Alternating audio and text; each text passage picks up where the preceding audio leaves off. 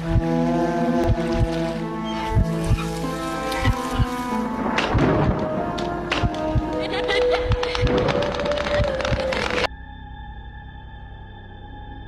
যে ঘটনাটা আমি তোমাদের সাথে শেয়ার করতে চলেছি, এই ঘটনাটা মারাত্মক ভয়ের ঘটনা। একটা বাড়িতে ভাড়াটিয়া দুই দম্পতির মধ্যে প্রচণ্ড ঝগড়া হয়। সেই ঝগড়া এমন পর্যায়ে পৌঁছায় যে লোকটি তার স্ত্রীকে খুন করে ফেলে এবং তারপর থেকে শুরু হয় নানা ভৌতিক ঘটনা। একটা সময় সেই বাড়ির ছেলে বিয়ে করে এবং নতুন বউয়ের উপর তারপর থেকে শুরু হলো ভয়ানক পজেশন, যা শুনলে গায়ে কাটা দিবে। ঘটনাটা ঘটে যাদবপুরের কোনো একটা জায়গায় 2015 সালে এবং যে আমাকে ঘটনাটা পাঠিয়েছে ও নিজের নামটা দেয়নি, হয়তো কোনো পার্সোনাল কারণে নামটা আমাকে দেয়নি। আর এই ঘটনাটা ওর নিজের মাস্তাতো দাদার ঘটনা। ঘটনাটা শুরু করার আগে তোমাদের বলতে চাই যে তোমাদের যদি এরকম ভৌতিক ঘটনা শুনতে ভালো লাগে তাহলে প্লিজ আমার চ্যানেলটাকে একটু সাবস্ক্রাইব, লাইক আর শেয়ার অবশ্যই করে দিও। আর কে কোথা থেকে শুনছো এটা একটু কমেন্টে জানিও, তাহলে আমিও বুঝতে পারবো যে আমার সাবস্ক্রাইবার বা ভিউয়াররা কোন এরিয়া থেকে আমার ঘটনাগুলো শোনে। তো চলো এবার ঘটনাটা তোমাদের সাথে শেয়ার করি। যিনি বা যে আমাকে যে ঘটনাটা পাঠিয়েছে এটা ওর মাসিবাড়ির ঘটনা। ওর মাসিবাড়ি যাদবপুরের কোনো একটা জায়গায়। তো জায়গাটা তো আর ডিটেলসে আমাকে দেয়নি, তাই আমি বলতেও পারছি না, আর জায়গাটা জানলেও বলাটা আমার পক্ষে ঠিক হবে না। তো যাই হোক, ওর মাসিবাড়ি এমন একটা জায়গায় যে মাসিবাড়ির একদম পাশ দিয়ে গা ঘেঁষে গিয়েছে একটা ব্রিজ। ব্রিজটা খুব একটা বড় না, ছোটই একটা ব্রিজ, কিন্তু মাসিবাড়ির যে নিচের পোর্শনটা সেটা হচ্ছে ব্রিজের তলায়, আর ওপরের পোর্শনটা মানে দোতলা তারপর ছাদ সেটা হচ্ছে ব্রিজের ওপরে। মানে বুঝতেই পারছো যে ব্রিজটা খুব একটা বড় না, আর ওর মাসির বাড়িটাও ব্রিজের সঙ্গে একদম লাগোয়া। আর ওর মাসির বাড়ির পেছন দিয়ে একটা বড় হাইড্রেন গিয়েছে। হাইড্রেনটা বলে কমসে কম 20 ফিটের মতো চওড়া। বর্ষাকালে ওখানে তো অনেক জল হয়, কিন্তু বাকি সময় ওখানে জল থাকেই না। মানে সবার বাড়ির থেকে যেসব বাজে বা নোংরা জল যেগুলো থাকে সেটা ওখান দিয়ে আর কি পাস হয়। এটা গেল ওর মাসি বাড়ির বর্ণনা। এবার এত বড় বাড়িতে খালি দুজন থাকে, ওর মাসি আর মেসো, দুজনেই বয়স্ক, আর তাদের একমাত্র ছেলে কোনো একটা কোম্পানিতে এমআর-এর পোস্টে আছে। সেই কারণে প্রতি মাসের মোটামুটি 20 দিনই বাড়ির বাইরে থাকে আর 10 দিন বাড়িতে থাকে, এবং বাড়িতে থেকেও কাজটাজ আর কি করে। আর একটা কাজের মাসি আসে, সে দিনের বেলা আর কি কাজগুলো করে বাড়ির, তো বিকালবেলা আর কি চলে যায় আবার। তাদের বাড়ির নিচতলায় একজন ভাড়াটিয়া ছিল। তো তারা মোটামুটি তাদের বাড়িতে 4-5 বছর থেকেছে। তারপর একদিন কোনো কারণে তারা ওই বাড়িটা ছেড়ে দেয়, মানে তাদের নিজেদের কোনো পার্সোনাল কারণে ছেড়ে দেয়। এবার যে বয়স্ক দম্পতি ছিল, মানে যারা নাকি বাড়িওয়ালা, তারা তো আবার নতুন করে টুলেট ঝুলিয়ে দেয়, কারণ তারা দুজন একা ওই বাড়িতে, কেউ যদি নিচের ঘরে ভাড়া থাকে তাহলে তাদের একটু সাহারা হবে, সেই কারণে আর কি টুলেটটা দিয়েছে, বাড়ি ভাড়াটা দিয়েছে। কিছুদিন পর এক দম্পতি ওই বাড়িতে ভাড়া আসে। এই পরিবারে ছিল 3 জন, হাজব্যান্ড, ওয়াইফ এবং 8 বছরের একটা বাচ্চা। এবার তারা এসে থাকা শুরু করেছে, কিন্তু না রাত হলেই তাদের দুজনের মধ্যে প্রচণ্ড ঝগড়া হতো। ঝগড়ার চেঁচামেচি এত হতো যে আশেপাশে যারা প্রতিবেশী আছে তারা না অবজেকশন দেয় যে রাতেরবেলা করে এরকম ঝগড়া করে পাড়ার মধ্যে, সবারই তো একটা অসুবিধা হয়। তো বাড়িওয়ালাকে প্রথমে বলে, তো বাড়িওয়ালা যে বয়স্ক লোক আছে উনি তাদেরকে প্রথমে সতর্ক করে যে এইভাবে ঝগড়া করছো, সবার অসুবিধা হয়, এরকম যদি চলতে থাকে তাহলে তোমাদের বাড়ি থেকে উঠিয়ে দেব। আসলে এই যে দম্পতি এসেছে, মহিলাটির স্বভাব ছিল অন্য ধরনের, মানে সবসময় পরিষ্কার থাকতে খুব ভালোবাসতো। রাতের বেলা করে তার নিজের মেয়েকে স্নান করাতো যাতে গায়ে না নোংরা লাগে। এই নিয়ে তার স্বামীর সাথে ঝগড়া লাগতো। তাছাড়া ওনার স্বভাব খুব খিটখিটে ছিল। পাড়ায় একটা মুদির দোকান আছে, সেখানে যখন যেত ওই দোকানওয়ালার সাথে বিনা কারণে ঝগড়া করতো। তো পাড়ার লোকও আর কি ভালো চোখে দেখতো না তাদের। এরকমভাবে আর কি চলছিল। একদিন রাতে প্রচণ্ড ঝগড়া লাগে, ঝগড়া খুব চেঁচামেচি হচ্ছে তাদের ঘরে। হঠাৎ করে লোকটি দৌড়ে বাইরে চলে আসে এবং বাড়িওয়ালার যে গেটটা আছে সেই গেটটা জোরে খুলে। তারপর তো মোড়ের মধ্যে কিছু ছেলে আড্ডা মারছিল, ওরা হঠাৎ দেখলো যে লোকটি বাইরে এসে দৌড়ে কোথাও যেন চলে গেল। ওরা তো হতভম্ব হয়ে গেল যে লোকটা হঠাৎ করে এরকম কেন করলো।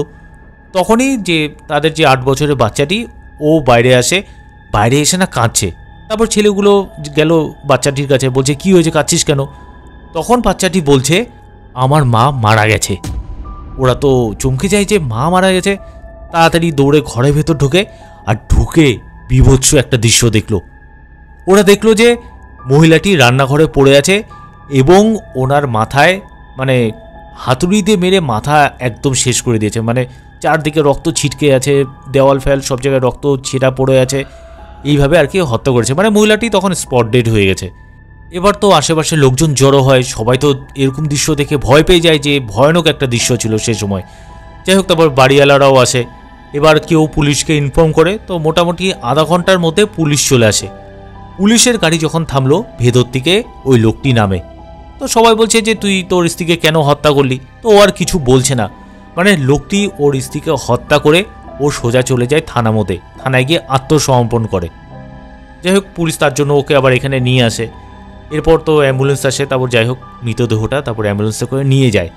আর বাচ্চাটি যে ছিল ওকে ওর কোনো আত্মীয় আসে, ওরা তারপর ওর কাছে বাচ্চাটিকে দিয়ে দেয়। এবার যে বাড়িওয়ালা আছে ওনারা তো দুজনই বয়স্ক, আর ওনার ছেলে বাইরে কোথাও আছে। তো ওনারা পরে বিপদে, মানে ওনাদের নিজেদের বাড়িতে এরকম একটা হত্যা হলো। তো পরের দিনই একজন লোক ডেকে তারপর সেই ঘরগুলো আর কি পরিষ্কার করে, কারণ দেওয়ালের মধ্যে রক্তমক্ত লেগেছিল, সব আর কি পরিষ্কার করে দেয়। ভেবেছে যে আবার নতুন করে বাড়ি ভাড়া দিবে, কারণ একা তো আর থাকতে পারবে না। এবার তারা টুলেট দিয়েছে বাড়িতে, কিন্তু কোনো লোক আর আসছিল না। হয়তো কোনো ভাড়া আসছিল, পাড়ার লোক কেউ বলে দিচ্ছিল যে এই বাড়িতে এরকম হত্যা হয়েছে। তো স্বাভাবিকভাবে ভয় চোটে কেউ আর আসছিল না। এরপর শুরু হলো এই বাড়িতে ভয়ানক সব ইনসিডেন্ট।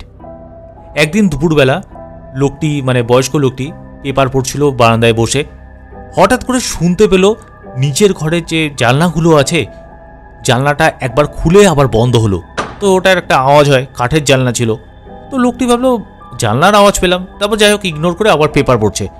আবার শুনতে পেল বাঁ পাশের একটা জানলা আছে, ওই জানলাটার এরকম আওয়াজ হচ্ছে। তো লোকটি না ভাবলো কি হলো, জানলাগুলো কি কেউ খুলেছে নাকি আবার। তো এটা ভেবে উনি নিচে নামে। তো প্রথমে ডান পাশের প্যাসেজটাতে দেখলো যে জানলাগুলো বন্ধ। তারপর বাদিকে গেল, বাদিকের প্যাসেজটাও দেখলো, সেখানেও দেখে জানলাগুলো বন্ধ। তো লোকটি ভাবছে আমি জানলার আওয়াজ পেলাম, তাহলে কি আমি ভুল শুনলাম? তারপর তিনি সেই প্যাসেজ দিয়ে বাড়ির পেছনে যান, আর পেছনে কোনো ওয়াল ছিল না, এবং তার পেছনে তো আছে সেই হাইডেনটা। আসলে তো উনি ভেবেছেন যে হয়তো কোনো লোক এসেছে, মানে যারা নাকি প্লাস্টিকের জিনিস বা যেটা পড়ে থাকে সেটা যে কুড়িয়ে নেয়, হয়তো তারা ওদিক দিয়ে এসেছেন, তো দরজার মধ্যে বা জানলার মধ্যে আর কি নক করেছে, ওটাই আর কি ভেবেছেন। অনেক সময় এরকম আসে। তো যাই হোক কাউকে দেখতে পেল না, তারপর উনি আবার চলে আসে। যাই হোক এই একটা ইনসিডেন্ট গেল। আর তাদের বাড়িতে কিন্তু তখনও টুলেট লাগানো, কিন্তু তখনও কোনো ভাড়াটিয়া আসেনি। এবার একটা ঘটনা ঘটলো বাড়ির বয়স্ক মহিলাটির সাথে, মানে যে আমাকে ঘটনাটা পাঠিয়েছে তার মাসির সাথে। তো তিনি মাঝের ঘরে বসে টিভি দেখছিলেন, আর তখন ছিল দুপুরের সময়। আর তার যে কাজের মাসি সে বাথরুমে আর কি কাজ করছিল। তো যাই হোক তিনি যেখানে বসে টিভি দেখছিলেন সেই ঘর থেকে না ছাদে যাওয়ার যে সিঁড়িটা সেটা স্পষ্ট দেখা যায়। এবার হঠাৎ করে তিনি দেখলেন একটা মহিলা ঘুমটা দেওয়া সে দৌড়ে দৌড়ে ছাদে উঠে গেল। প্রথমত তিনি ভাবলেন যে কাজের মাসি, তারপর আবার চিন্তা করলেন কাজের মাসি তো বাথরুমে কাপড় কাচ্ছিল, আর তখনই না শুনতে পেলেন যে কাজের মাসি বাথরুমে যে কাপড় কাচ্ছে সেটার আওয়াজ হচ্ছে। তখন তিনি তার কাজের মাসিকে ডাকলেন, সে আসলো বাথরুম থেকে, আর ওকে দেখে হতমুখ হয়ে গেল। মানে কাজের মাসি যদি বাথরুমে থেকে তাহলে ছাদে গেল কে? তারপর উনি আর কাজের মাসি গোটা বাড়ির চারপাশে খুঁজে দেখলেন, কিন্তু কাউকে পেলেন না। ছাদেও খুঁজলো কিন্তু কেউ নেই। তাছাড়া ওই সময় বয়স্ক লোকটিও বাড়িতে ছিল না, উনি কোথাও যেন কাজে গেছেন, আর যাওয়ার সময় তাদের বাড়ির নিচে যে গেটটা আছে সেটা বন্ধ করে গেছেন। তো বন্ধ যেরকম করে গেছেন ওরকমই বন্ধ আছে, কিন্তু বয়স্ক মহিলাটি সেই সময় স্পষ্ট দেখেছিল ছাদের মধ্যে একজন মহিলাকে যেতে। এরপর থেকে না তারা দুজন রাতের বেলা করে শুনতো তাদের বাড়ির পেছনে যে হাইড্রেনটা আছে ওই জায়গা থেকে একটা কান্নার আওয়াজ পেত তারা। মানে রাত হলেই মাঝে মাঝে শুনতো এই আওয়াজটা, কেউ যেন ওখানে বসে ফুপিয়ে ফুপিয়ে কাঁদছে।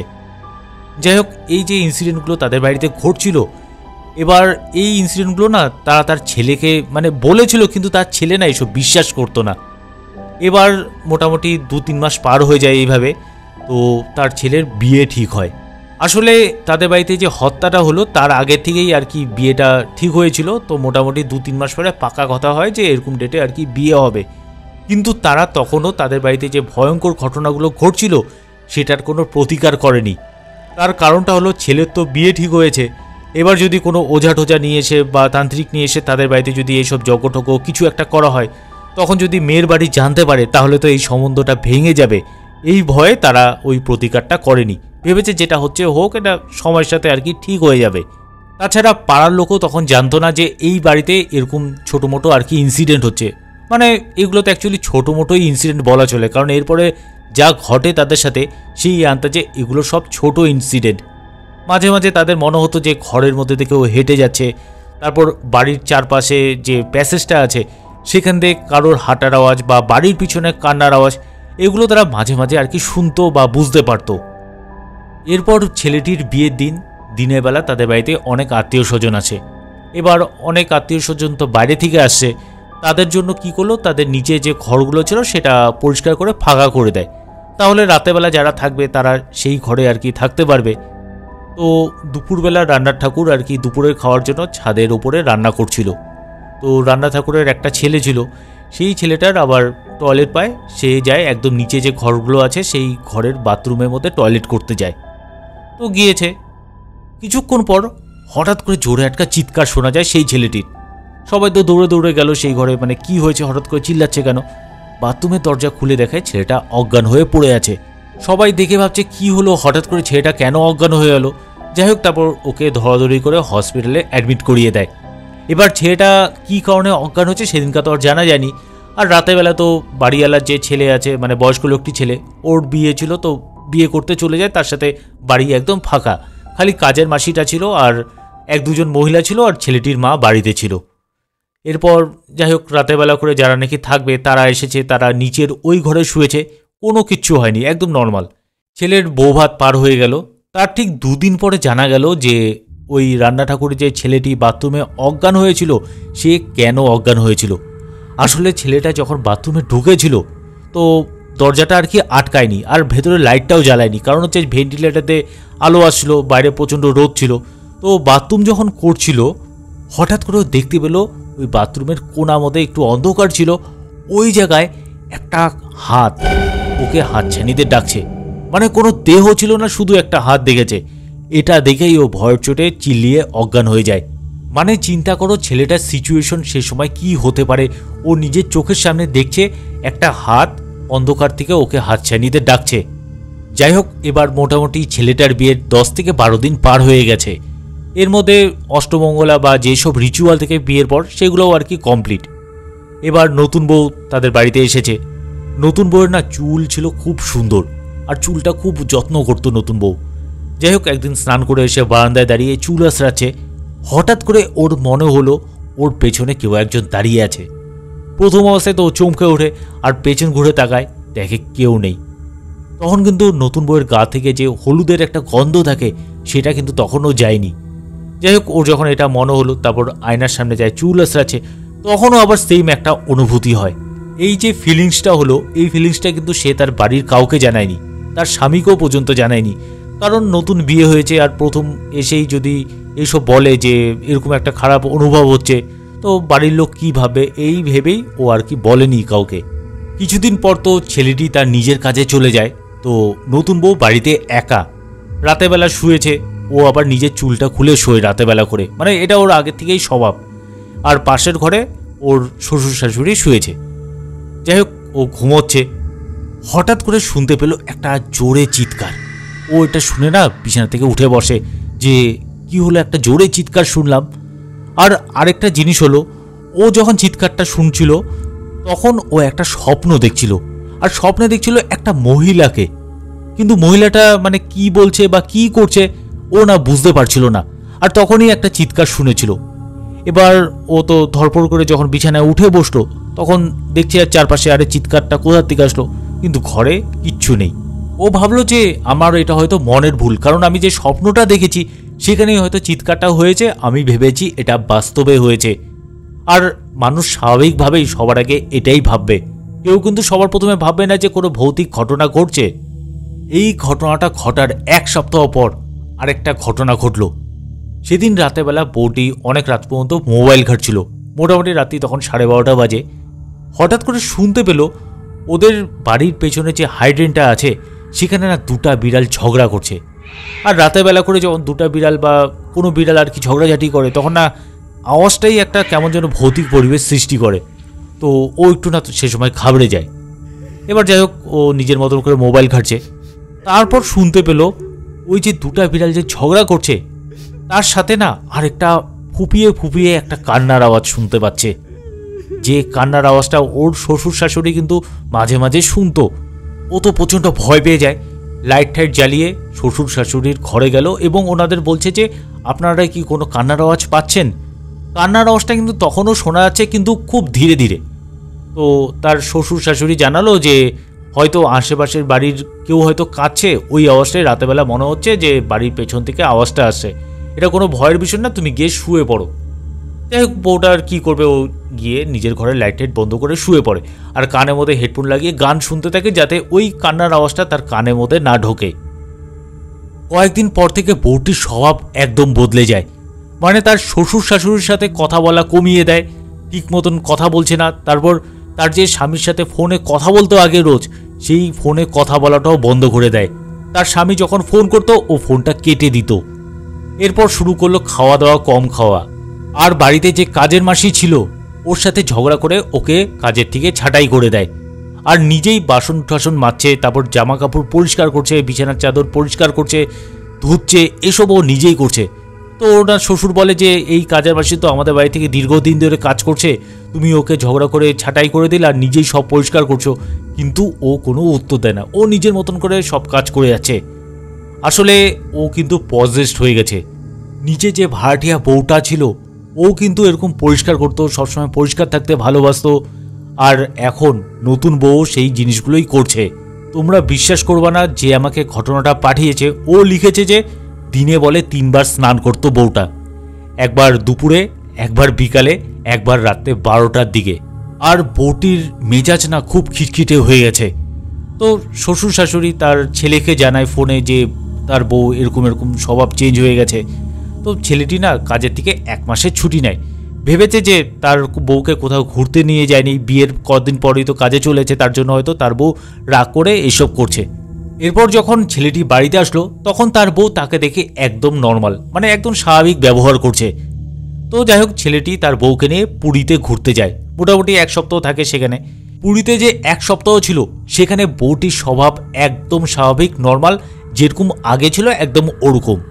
তো যাই হোক, পুরী থেকে তারপর ঘুরে এসেছে, বাড়িতে এসে দেখে কাজের মাসিটা আবার কাজ করছে। মানে ওরা যখন ঘুরতে গেছে তখন ওই বয়স্ক লোক আর বয়স্ক মহিলাটি ওরা আবার কাজের মাসিকে ডেকে আনে, ভেবেছে যে ছেলের বউর মন হয়তো শান্ত হয়ে গেছে, তার জন্য যাই হোক কাজের মাসি আবার কাজ করতে আসুক, আবার সব আগের মতো ঠিক হয়ে যাবে। কিন্তু সেটা হলো না। বাড়িতে যখন দেখলো কাজের মাসি আবার এসেছে, আবার শুরু হয়ে গেল আগের মতন স্বভাব। কাজের মাসিটিকে ছাঁটাই করে দিল। কাজের মাসিটি না কিছু একটা আঁচ করতে পেরেছিল, কারণ তারা না এগুলো একটু বেশি বোঝে। এবার 2 দিন পর বয়স্ক লোকটি বিকালে কোথাও বেরিয়েছিল, তো আস্তে আস্তে সন্ধ্যা হয়ে যায়। যখন ঘরে ঢুকছিল তখন দেখলো যে বারান্দায় ওনার ছেলের বউ আর কি দাঁড়িয়ে আছে। এবার তার সাথে আরেকটা জিনিস খেয়াল করলো, বউটি যেখানে দাঁড়িয়ে আছে তার থেকে মোটামুটি 2 হাত দূরে আরও একজন কেউ যেন বসে আছে। আর দেখেই মনে হলো ওটা কোনো মহিলা, কিন্তু মুখ দেখা যাচ্ছিল না, যেহেতু বারান্দাটা সে সময় অন্ধকার অন্ধকার ভাবছিল, কারণ সময়টা ছিল সে সময় সন্ধ্যাবেলা। এবার বয়স্ক লোকটি তো ঘাবড়ে যায় যে কে বসে আছে, তাড়াহুড়ো করে ঘরে ঢুকে তার ছেলেকে ডাকছে। প্রথমে ভেবেছিল হয়তো ছেলে বসে থাকতে পারে, কিন্তু ছেলে আসলো অন্য একটা ঘর থেকে। তখন বয়স্ক লোকটি বলছে যে বারান্দায় কে আছে? তো ছেলেটি বললো কেন, বৌমা আছে। তো তারপর লোকটি বললো না না কিছু না, এমনি জিজ্ঞেস করলাম। এবার রাতেবেলা তো শ্বশুর শাশুড়ি দুজন শুয়েছে আর নিজেদের মধ্যে আলোচনা করছে যে এই এন্টিটিটা এখন আমাদের ঘরের মধ্যে আসা যাওয়া শুরু করেছে। মানে আগে তো দেখতো মাঝে মাঝে কেউ যেত ঘরের ভেতর দিয়ে, এখন দেখছে যে তাদের বৌমার উপর ভর করেছে, তখন কিন্তু তারা বুঝতে পেরেছে। যাই হোক কী আর করবে। এবার পরের দিন সকালবেলা বয়স্ক লোকটি আর কি যায় মর্নিং ওয়াক করতে। যখন কি মর্নিং ওয়াক করছিল তখন যে কাজের মাসিটা ছিল ওর সাথে দেখা হয়ে যায়। ওর সাথে যখন দেখা হলো তখন কাজের মাসিটা বয়স্ক লোকটিকে বলল, আপনাদের বৌমার মধ্যে হয়তো কোনো আত্মা এসেছে, কারণ বৌমার স্বভাব আপনাদের বাড়িতে যে মহিলাটা খুন হয়েছে একদম ওরকম। ওই মহিলাটিও যেরকম পরিষ্কার থাকতে ভালোবাসত, মেজাজ খিটখিটা, আপনার বৌমারও সেম জিনিসগুলো হচ্ছে। তখন বয়স্ক লোকটি বলল, তোর যদি কেউ চেনা জানা থাকে তাহলে আমাদেরকে সাহায্য কর। তো কাজের মাসিটা বলল, ঠিক আছে, আমার একজন চেনা জানা তান্ত্রিক আছে, আমি দেখি ওনার সাথে কথা বলে যে কি সুরাহা করতে পারি তোমাদের। তো এটা বলে বয়স্ক লোকটি চলে আসে। এরপর মোটামুটি কয়েকটা দিন কাটে। এর মধ্যে একদিন রাতেবেলা একটা ভয়ঙ্কর ঘটনা ঘটল। সেদিন রাতে স্বামী স্ত্রী দুজন ঘুমিয়েছে, মানে ছেলেটি আর তার বউ ঘুমিয়ে আছে। হঠাৎ করে ছেলেটার ঘুম ভাঙে আর দেখে যে পাশে তার স্ত্রী নেই। তো ছেলেটা উঠলো, উঠে এই ঘর ওই ঘর খুঁজলো, কোনো ঘরে পেল না। তারপর তার বাবা মার ঘরে গেল, গিয়ে বলছে যে তার স্ত্রীকে খুঁজে পাওয়া যাচ্ছে না। আর তখনই না একটা চাপা একটা হাসির আওয়াজ পেল। তারপর না একটা ফিসফিস করে কথা বলার আওয়াজ পাচ্ছে। আর ওই আওয়াজগুলো আসে তাদের বাড়ির পেছনে যে নোংরা যে ড্রেনটা আছে, হাই ড্রেনটা, ওদিক থেকে আসে। তো ছেলেটি বাড়ির নিচে যায়, গিয়ে ওই প্যাসেজে যখন বাড়ির পেছনে গেল, গিয়ে দেখলো ওর বউ ওই নোংরা যে জলটা আছে, ড্রেনের জল, ওখানে বসে আছে আর কারোর সাথে যেন কথা বলছে, একা একা হাসছে। কিন্তু কার সাথে কথা বলছে সেখানে কেউ নেই, একা একা কথা বলে আছে। এবার ওর হাজবেন্ড তো এটা দেখে ওর পায়ের তলায় মাটি সরে যায় যে কি করছে ও। তারপর ডাকলো বউটিকে, যেই ডাকলো অমনি বউটা তখনই ওই নোংরা জলের মধ্যে লুটিয়ে পড়ে। তারপর তো ছেলেটা কোনোভাবে কোলে করে তুলে এনে বিছানার মধ্যে শোয়ায়। আর তখনই ডাক্তার দেখে আনে। তো ডাক্তার এসে দেখছে যে ও অজ্ঞান হয়ে আছে। কিছুক্ষণ পর বউটির হুঁশ ফিরে আসে। আর হুঁশ যখন ফিরল তখন দেখছে যে ঘরের মধ্যে এত লোক, তো ঘাবড়ে যায়। তারপর ওর স্বামী বলছে যে তুমি কি করে ওই পেছনে গেলা, নোংরা জায়গাটার মধ্যে গিয়ে বসেছিলা, এইসব করছো। আর বউটির না কোনো মনেই নেই যে ও কি করে ওখানে গেছে। ও বলছে আমার এক ফোঁটা মনে নেই, আমি নিজে কখন নিচে নামলাম, নিচে নেমে আমি ওই পেছনে নোংরা জায়গাটার মধ্যে গিয়েছি। পরের দিন সকালে ছেলেটির বাবা মা ছেলেটাকে জানালো যে তাদের বাড়িতে কি কি ভয়ানক ঘটনাগুলো ঘটছে। যবে থেকে ওই মহিলাটা খুন হয়েছে তারপর থেকে তাদের বাড়িতে অদ্ভুত সব আনক্যানি ঘটনা ঘটা শুরু হয়েছে। কিন্তু না, ছেলেটি তাও বিশ্বাস করলো না। ও বলছে যে ওর স্ত্রীর এটা মেন্টালি সমস্যা। এবার না আরেকটা বীভৎস ঘটনা ঘটলো। এই ঘটনাটা ঘটলো ছেলেটির সাথে। ছেলেটা তো আগে বিশ্বাস করতো না, এবার যা ঘটনা ঘটলো তারপর ছেলেটা আর কোনো ভাষা খুঁজে পেল না। তো হয় কি, ছেলেটা রাতেবেলা শুয়ে আছে তার স্ত্রীর সাথে, হঠাৎ করে শুনতে পেল তাদের ছাদের উপর কেউ যেন হাঁটছে। হাঁটার একটা ধূপ ধূপ করে ছাদের উপর আওয়াজ হচ্ছে রাতেবেলা। তো ছেলেটির ঘুম ভেঙে যায়। আর সবার আগে খেয়াল করলো যে তার স্ত্রী তার পাশে আছে নাকি। দেখলো যে তার স্ত্রী চুপচাপ শুয়ে আছে। তারপর ছেলেটা ভাবলো যে হয়তো চোর আসতে পারে। তো বিছানা থেকে উঠে তারপর ওর বাবা মার ঘরে গেল, গিয়ে দেখলো ওর বাবা মা চুপচাপ আর কি ঘুমোচ্ছে। মানে ও একবার ভেবেছিল যে হয়তো ওর বাবাও রাতেবেলা ছাদে উঠতে পারে। এবার ও একটা লাঠি নিল, লাঠি নিয়ে ছাদের দরজা খুলে যেই ছাদে উঠলো অমনি দেখলো ছাদের একদম কিনারে একজন কেউ দাঁড়িয়ে আছে। আর ওটা কোনো মহিলা শাড়ি পরা। ওনা পিছন থেকে দেখে ডাকে যে কে দাঁড়িয়েছিস ছাদের মধ্যে। তখনই ওই মহিলাটা বলে ছাদের রেলিংয়ের উপর দাঁড়িয়ে নিচে ঝাঁপ দিল। ও তো এটা থেকে ঘাবড়ে যায় আর দৌড়ে ও সেদিকেই গেল। এবার রেলিং থেকে যখন উকি মারলো, নিচে কিচ্ছু নেই, নিচে খালি পেছনে ওই নোংরা জায়গাটা যেখান দিয়ে নোংরা জলগুলো পাস হয়, হাইড্রেনটা পেছনে। ও তো এটা দেখে প্রচণ্ড ঘাবড়ে যায়। তারপর তাড়াহুড়ো করে ছাদের দরজা বন্ধ করে নিচে গিয়ে শুয়ে পড়ে এবং পরের দিন ও নিজের বাবা মাকে জানালো।